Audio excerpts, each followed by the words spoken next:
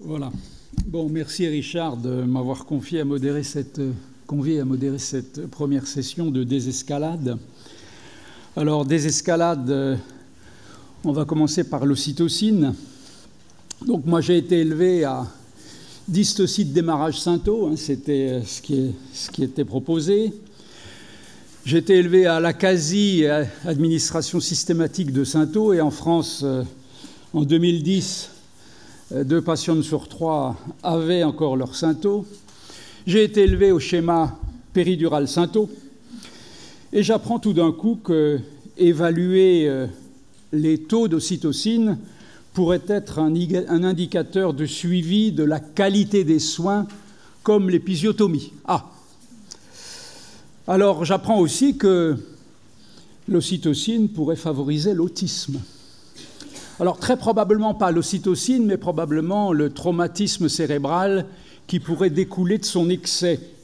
Parce qu'il se trouve que l'ocytocine, justement, les enfants autistes en manquent. L'ocytocine est aussi, il faut le savoir, un marqueur de la fonction sociale. Et c'est si vrai qu'on a eu l'idée d'administrer par voie pernasale de l'ocytocine 2 fois par jour à des enfants autistes et qu'on a amélioré de façon conséquente leur sociabilité. Et cette amélioration est d'autant plus importante que le taux d'ocytocine plasmatique au départ était bas. Donc vous voyez, l'ocytocine a quand même beaucoup de fonctions. Maintenant, revenons à nos moutons. Déficit... Revenons à nos moutons. Comment faire pour diminuer l'ocytocine? Je passe la parole à Camille Leray.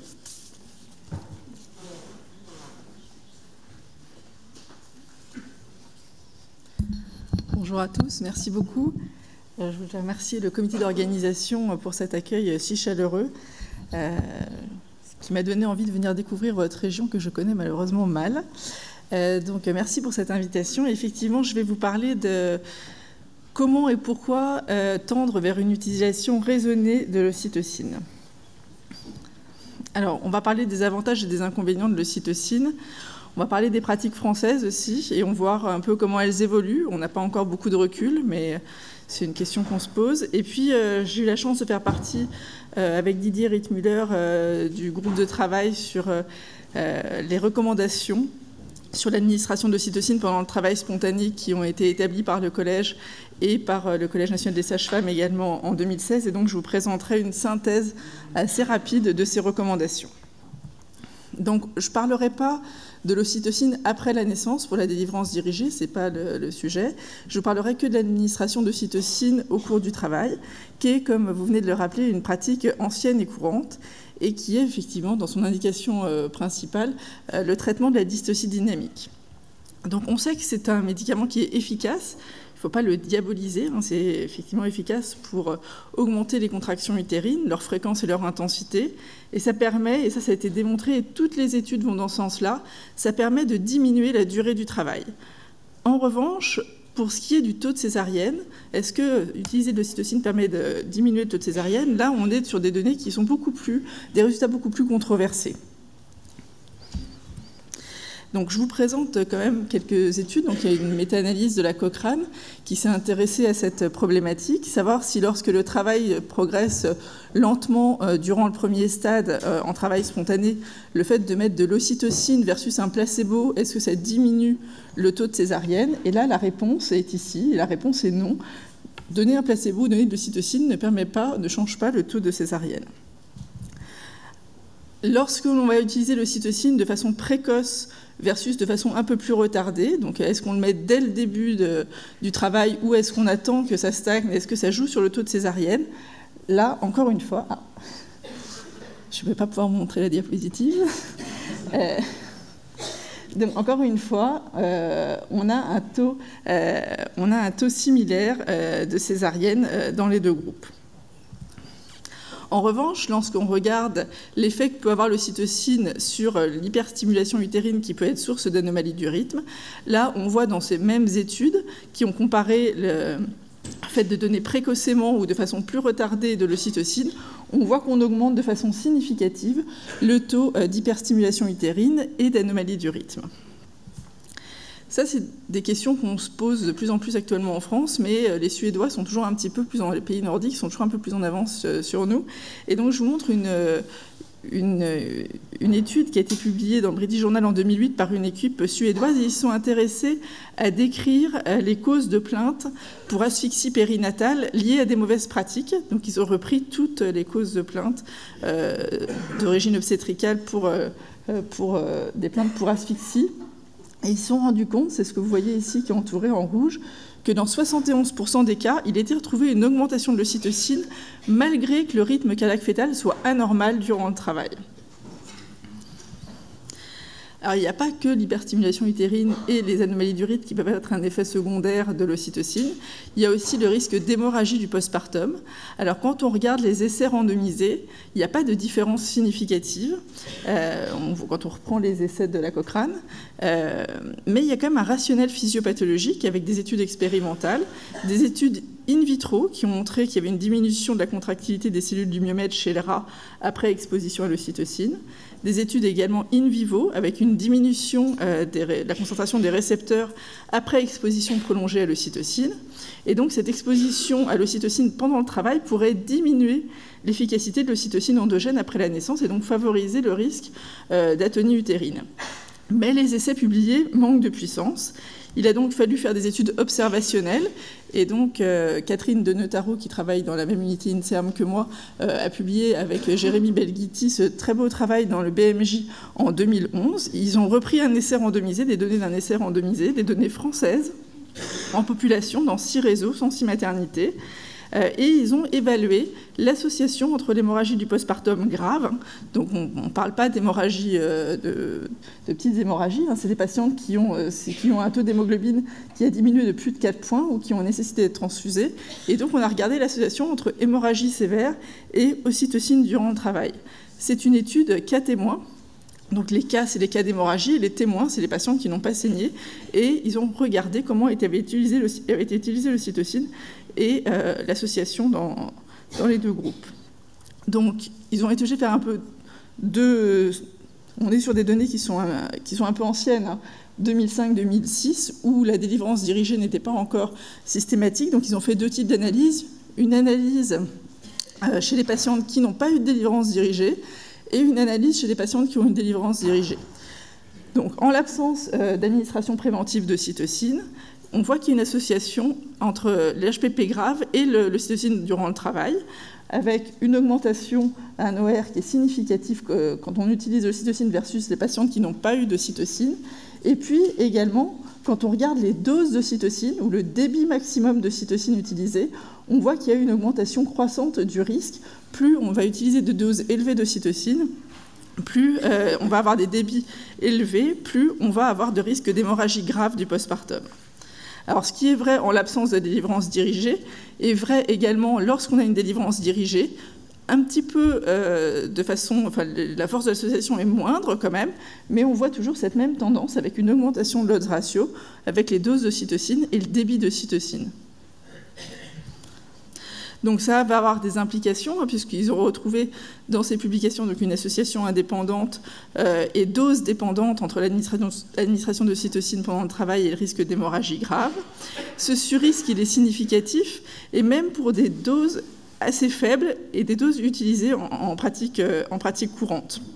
Donc bien sûr, il va falloir prendre en compte ce risque d'effet secondaire lorsqu'on administre de l'ocytocine en cours de travail, et puis être particulièrement vigilant lorsqu'on a de l'ocytocine sur le risque d'hémorragie du postpartum.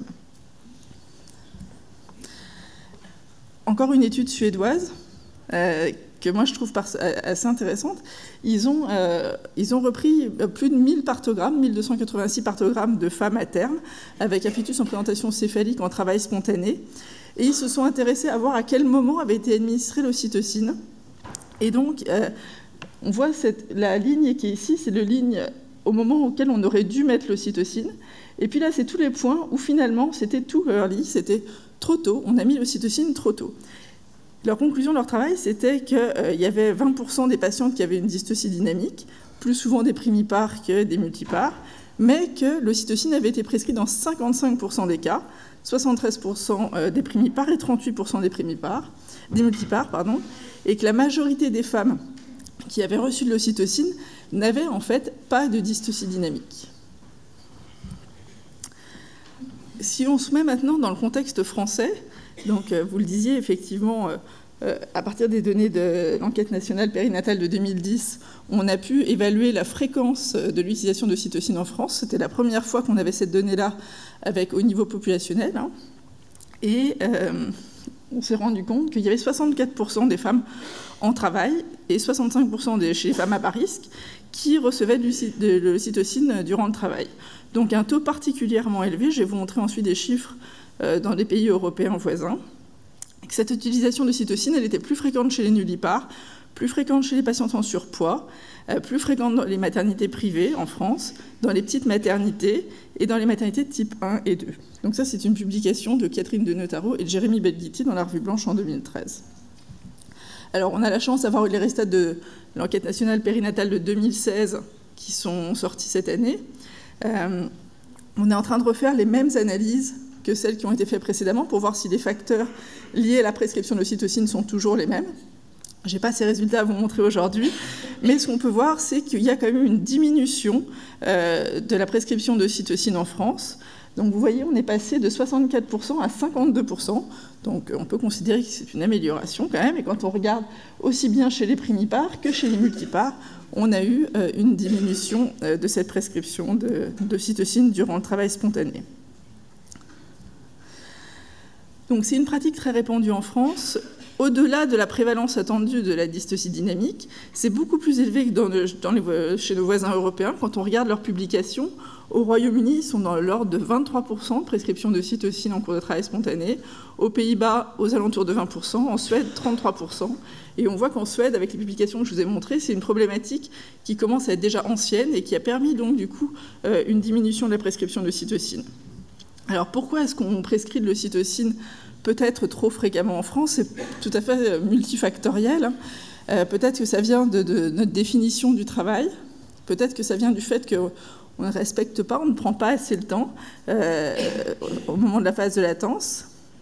Peut-être parce qu'on médicalise beaucoup le travail en France, de façon un petit peu historique. Peut-être parce qu'on a aussi un recours fréquent à la péridurale. Peut-être parce que le personnel soignant n'est peut-être pas aussi disponible que dans d'autres pays. Et peut-être aussi que c'est nos habitudes. Donc c'est un peu dans ce contexte-là qu'on s'est retrouvé à organiser cette recommandation pour la pratique clinique sur l'administration de l'ocytocine pendant le travail spontané. Donc c'est une collaboration entre le Collège national des sages-femmes, le Collège national des gynécologues obstétriciens et le CIAN. Et vous pouvez retrouver l'intégralité de la publication en français dans la revue de gynécologie. Là, je vais vous présenter qu'une synthèse de ces recommandations.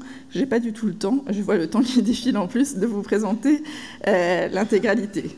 Donc l'objectif de cette RPC, c'est d'essayer de définir le travail spontané normal, et c'est pas si simple. Préciser les indications, les modalités et l'efficacité de l'administration de l'ocytocine, et puis décrire les effets indésirables maternels, fœtaux et néonataux liés à cette administration. Il faut bien savoir qu'on a travaillé que dans une population qu'on va considérer comme à bas risque. On n'a pris que des publications qui avaient attrait aux grossesses monofétales, aux utérus non cicatriciels, aux patientes à terme, avec des fœtus en présentation céphalique, qui a priori avaient un fœtus eutrophe, et dans une situation de travail spontané. C'est un travail collaboratif avec un comité d'organisation qui était dirigé par Corinne Dupont et Marion Carayol pour le Collège national des sages-femmes, Didier et moi pour le Collège national des gynécologues obstétriciens français, Catherine Deneux pour l'INSERM, et puis un groupe de travail dont je ne citerai pas les noms de tous les participants, mais qui était constitué de cliniciens-chercheurs, sages-femmes, obstétriciens, pédiatres, anesthésistes et des représentants des usagers. Donc, on a établi ces recommandations selon les recommandations habituelles pour faire des recommandations. On a fait des choix de questions, fait une revue de la littérature, classée en niveau preuve, en grade, et puis il y a eu une relecture durant l'été par de nombreux relecteurs, 33 gynécologues obstétriciens, 27 sages-femmes. On a fait des corrections du texte suite à cette relecture et ensuite publication et diffusion des résultats. Donc selon la méthodologie habituelle des RPC, je vais passer assez vite, mais je veux quand même vous montrer cette diapositive parce qu'il faut bien comprendre les grades des recommandations. Quand on fait des recommandations, on n'a pas toujours des niveaux de preuve scientifiques très élevés qui permettent d'établir un niveau de preuve A. Pas toujours, voire même, je vais dire rarement, dans cette situation-là. Et on s'est souvent retrouvé dans cette situation-là où on a fait de l'accord professionnel parce qu'il y avait dans la littérature soit rien, soit des études comparatives qui comportaient des biais importants ou des séries rétrospectives et qui ne permettaient pas de mettre des hauts grades de recommandation. Mais comme l'idée, c'était quand même d'essayer d'aider les professionnels, d'établir quand même des recommandations sur l'usage du Synto, on a aussi fait des recommandations avec ce grade. Alors, le premier objectif, c'est de définir le travail normal. Donc, on s'est dit qu'il était important qu'en France, on finisse par parler comme tout le monde, tous les obstétriciens, gynécologues obstétriciens dans le monde entier. Donc, le premier stade du travail, qui se définit, donc le début de la phase de latence, est défini par la présence de contractions utérines régulières associées à des modifications cervicales. Donc, le premier stade du travail va du début du travail jusqu'à dilatation complète, et il va se séparer en deux phases, une phase de latence et une phase active. Alors, beaucoup de monde, en tout cas ici, a appris que la phase active commençait à 3 cm, mais il y a de nouvelles publications, ça s'est daté des années 50, de la courbe de Friedman, des nouvelles publications en 2010 qui viennent encore d'être confirmées par une publication qui est sortie ce mois-ci par l'équipe de l'OMS, qui montre qu'en fait, l'infléchissement n'est pas à 3 cm, mais à 5-6 cm, et donc on rentre en phase active à 5-6 cm. Donc avant 5-6 cm, on est en phase de latence. Et puis le deuxième stade du travail, pareil, ça commence à dilatation complète, ça finit au moment de la naissance de l'enfant, et il se coupe en deux parties, une phase de descente et une phase d'expulsion. Donc voilà les recommandations. Je ne les ai pas tous mis, j'en ai mis la plupart, et puis celles qui me paraissaient importantes pour aujourd'hui. Donc pour la phase de latence, il n'y a pas de données suffisantes pour déterminer la durée normale de cette phase de latence. Donc on n'a pas de données normales. Est-ce que ça doit être moins de 10 heures, moins de 12 heures, moins de 15 heures, moins de 18 heures, moins de 24 heures, moins de 36 heures, je n'en sais rien, et personne n'en sait rien. Par contre, ce qu'on a pu dire, et c'est de l'accord professionnel, c'est qu'il il n'est pas recommandé de poser le diagnostic de dystocie dynamique avant 5-6 cm de dilatation cervicale, c'est-à-dire avant d'entrer en phase active. Là, pour ce qui est des choses qui sont faites systématiquement, comme vous le disiez en introduction, on a des données dans la littérature, on voit que c'est un grade B, pour dire qu'ils ne peuvent pas faire de façon systématique, donc ne pas faire pour toutes les patientes, d'amniotomie systématique ou d'administration systématique de cytocine. De même, la mise en place précoce d'une analgésie péridurale n'augmente pas la fréquence des indications d'administration de cytocine au cours du travail spontané. Il y a des données, on voit qu'on est sur du grade B, donc il y a des données pour dire qu'en cas de pause précoce de péridurale, l'administration de cytocine ne doit pas être systématique. Ce n'est pas parce qu'on met une péridurale que systématiquement on est obligé d'enchaîner avec de l'ocytocine. Alors à partir de 5-6 cm, on rentre en phase active et là on peut se retrouver dans une situation de dystocie. C'est très difficile de dire ce qui est normal, donc on a essayé de dire ce qui était anormal.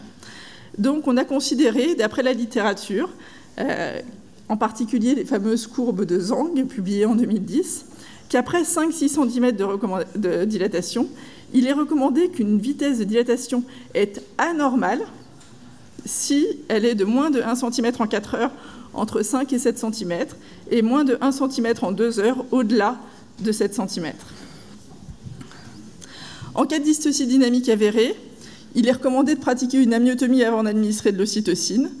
Et dès lors que l'amniotomie est réalisée, il est recommandé d'attendre au moins 1 heure avant d'évaluer son effet sur la vitesse de dilatation avant d'administrer de l'ocytocine. Là, vous voyez qu'on est sur de l'accord professionnel parce que malheureusement, les données ne permettent pas de donner un plus haut grade de recommandation. Il y a des publications, mais on est sur des séries rétrospectives, des études biaisées. L'ocytocine peut être ensuite administrée à membrane rompue pour augmenter l'activité utérine. Et dès qu'on a posé le diagnostic de dystocine. Dans ces cas-là, on va mettre de l'ocytocine. Pour ce qui est du deuxième stade, donc on le divise en deux phases, une phase de descente et une phase d'expulsion. Et là encore, on a essayé de voir ce qui était normal et ce qui n'était pas normal. Et on est un peu frustré parce que les données actuelles ne permettent pas de recommander une durée du deuxième stade à ne pas dépasser. On ne peut pas dire qu'il faut que ça dure moins de 2 heures, moins de 3 heures, moins de 4 heures, moins de 5 heures. Il n'y a pas un cut-off à partir duquel les choses commencent à devenir dramatiques. Par contre, c'est sûr que quand on regarde la littérature, plus ce deuxième stade va se prolonger, plus il va y avoir de risques, en particulier de risques maternels, avec un risque plus élevé d'hémorragie. Et ça, les données de la littérature vont dans ce sens-là. En revanche, chez l'enfant, lorsque le rythme cardiaque fœtal est normal, il n'y a pas du tout d'argument pour penser que la prolongation de ce deuxième stade va entraîner des plus mauvaises issues néonatales. Du fait qu'au-delà de 3 heures, le risque augmente de façon significative, pour la mère en particulier le risque d'hémorragie, on a quand même voulu faire une recommandation, et vous voyez encore, on est sur de l'accord professionnel. En cas de prolongation du deuxième stade au-delà de 2 heures, il est recommandé d'administrer de l'ocytocine pour corriger une absence de progression de la présentation. Donc c'est au-delà de 2 heures, en l'absence de progression, donc en l'absence de descente du mobile fœtal, on va prescrire de l'ocytocine.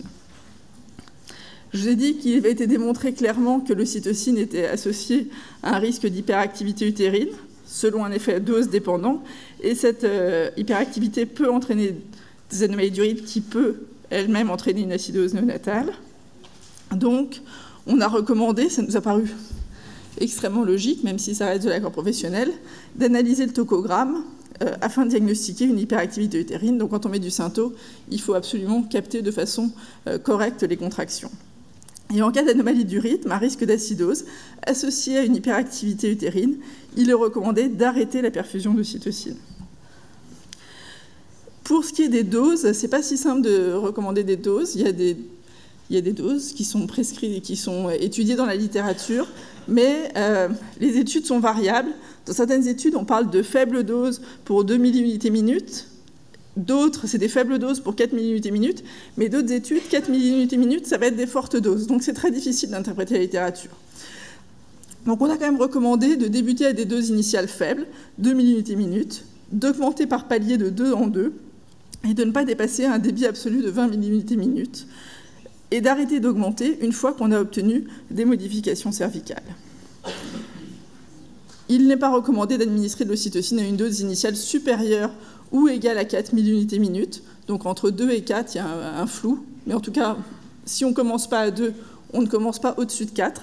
Et on n'augmente pas par palier de plus de 4 milliunités minutes. Et il est important aussi de respecter des intervalles d'augmentation, ne pas augmenter de façon trop rapprochée l'ocytocine. On a mis un intervalle de moins 30 minutes entre chaque palier d'augmentation.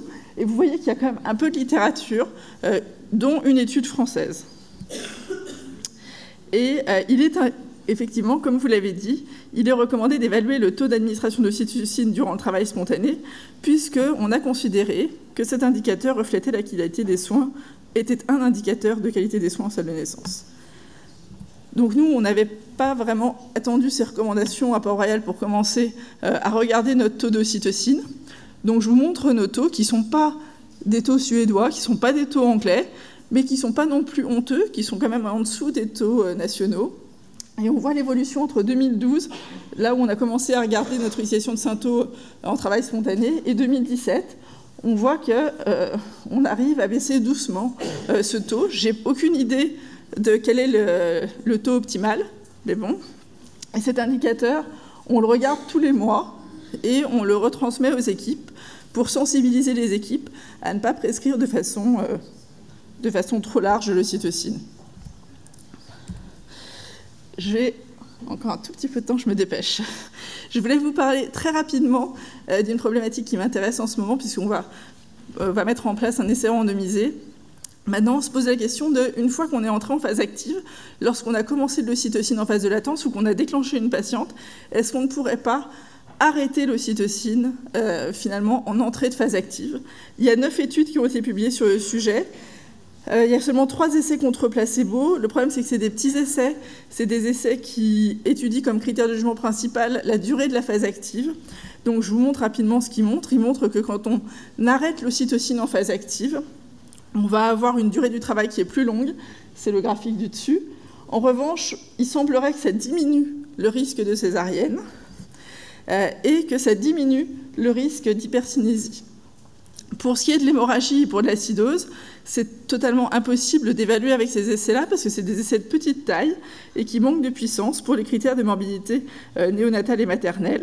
Donc nous, on va proposer cette année au PHRC un essai randomisé dans le cadre du GROG. Le GROG, c'est le groupe de recherche en gynécologie obstétrique qui est lié au collège. Un essai qui s'appelle STOP-OXY, réduction de l'acidose néonatale par l'arrêt de l'ocytocine en phase active après déclenchement du travail. Donc ce sera un essai contrôlé randomisé.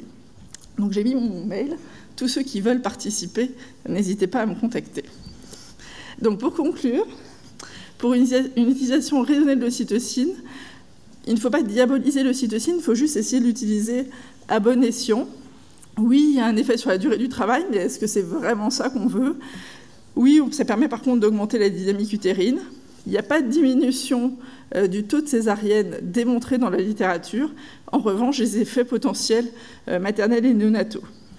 Donc un message important, à mon avis, c'est déjà de respecter la phase de latence, éviter d'être interventionniste avant 5-6 cm, même si, oui, ça va prendre plus de temps, même si, oui, nos salles de naissance vont être peut-être un peu plus longtemps occupées.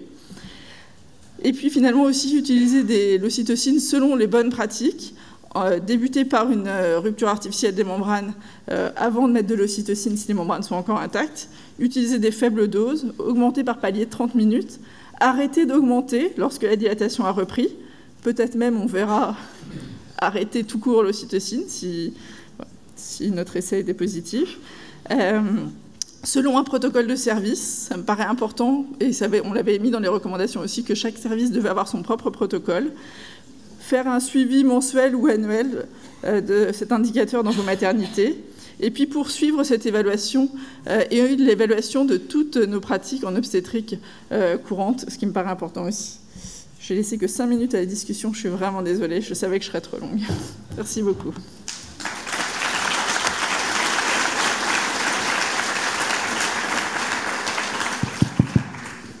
Merci beaucoup. Moi, j'aurais tout de suite... je trouve très intéressante votre idée d'arrêter l'ocytocine et je suis perturbé par l'idée de ce surcroît d'hémorragie de la délivrance, même à très faible dose. Est-ce qu'on a une idée du temps de réactivation des récepteurs? Est-ce que vous pensez qu'en arrêtant 3 heures avant, on pourrait s'affranchir de cet excès d'hémorragie de la délivrance ou on n'a aucune idée de ça? On n'a aucune idée de ça. D'accord. On n'a aucune idée. En fait, les essais ne sont pas assez puissants pour montrer un risque d'hémorragie. Donc, c'est vrai que les études observationnelles permettent d'avoir une plus large population et d'avoir la puissance nécessaire pour montrer cette association qui est dose dépendante avec l'hémorragie du postpartum. Mais comme dans nos pratiques françaises... je ne sais pas comment vous faites dans nos maternités, mais il y a assez peu de maternités pour le moment qui arrêtent l'ocytocine et donc du coup qui arrêtent d'augmenter ou qui éventuellement diminuent le débit mais qui n'arrêtent pas complètement. Donc je ne peux pas répondre à votre question et j'ai pas, à ma connaissance, il n'y a pas dans la littérature, je regarde Philippe au cas où il aurait à ma connaissance, il n'y a pas de données dans la littérature là-dessus. Question ?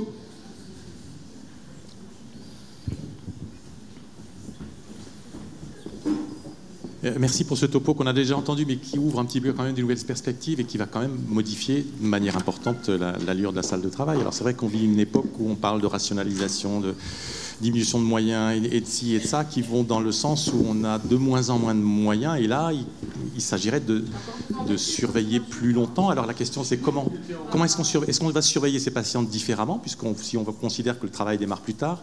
Est-ce que dans cet intervalle-là, vous les surveillez comme avant ou comment vous arrivez à gérer ce surplus d'activité? Est-ce que les patientes restent en salle d'accouchement? Est-ce qu'elles montent en chambre? Si elles montent en chambre, est-ce qu'elles sont surveillées en chambre? Un petit peu la gestion de cette nouvelle vision. Après, moi, je n'ai pas la réponse à toutes ces questions, mais je peux vous dire ce que nous, on fait. On essaye de passer un peu plus tardivement les patientes en salle de naissance, donc essayer de voir comment les accompagner avant l'entrée en salle de naissance, parce qu'on sait bien qu'une fois qu'elles sont en salle, non seulement elles occupent une salle, mais en plus, même si notre volonté, c'est pas d'être interventionniste, on va poser la péri, puis on va finalement On va finir par rompre les membranes de façon plus précoce que ce qu'on aurait fait si elles étaient rentrées plus tard en salle de naissance. Et puis après, il y a quelque chose qu'on a fait qui est aussi important, là c'était pas l'objet, mais on a dit aux équipes que c'était fini, que c'était plus la peine d'examiner les patients toutes les heures en fait. Parce que ça change rien. Et puis si on commence à examiner toutes les heures les patientes, on va avoir encore plus envie d'être interventionniste. Donc en phase de latence, la recommandation c'est d'examiner toutes les 3 heures à peu près. Donc ça, je pense que c'est un point important pour essayer de diminuer cet interventionnisme. Je crois que ça fait du bruit. Hein. Oui, oui. Je suis désolée. C'est fait pour. Je m'excuse par avance. Camille, c'est Didier. D'abord, je voulais juste te redire à quel point j'avais été heureux et content de pouvoir travailler avec toi et toute l'équipe des experts sur ces recommandations qui, effectivement, et on entend bien le brouhaha, va beaucoup interroger et au final va changer énormément les pratiques et va nous obliger à réfléchir à comment doit-on gérer le flux patient en salle de travail. Et c'est enfin le début d'un commencement d'une réflexion intelligente en obstétrique en France. 2 petites remarques. Le premier, c'est, tu l'as utilisé à plusieurs reprises dans ton topo, mais pas toujours, on parle bien de l'oxytocine et non pas de l'ocytocine, extrait de la post-hypophyse. On ne fait plus ça depuis fort longtemps. Et puis, une toute petite remarque d'ordre général, parce que c'est important qu'on le sache en termes de réflexion concernant la physiologie fœtale, c'est que sur un travail spontané, lorsqu'il y a une contraction, et je pense qu'on va en reparler au cours de la journée, eh bien, il y a un arrêt des échanges materno-fœtaux et que le délai de récupération va être de quelques dizaines de secondes sur un travail spontané, à peu près une 40aine de secondes. À partir du moment où vous mettez de l'ocytocine, vous multipliez au moins par 2 la temporalité nécessaire à la récupération. Donc, vous obérez les capacités de compensation fœtale et donc il faut avoir un argumentaire réel pour utiliser dans une balance risque-bénéfice cette molécule-là. Oui. Question ? Une dernière ? Bon, merci beaucoup. Très bien.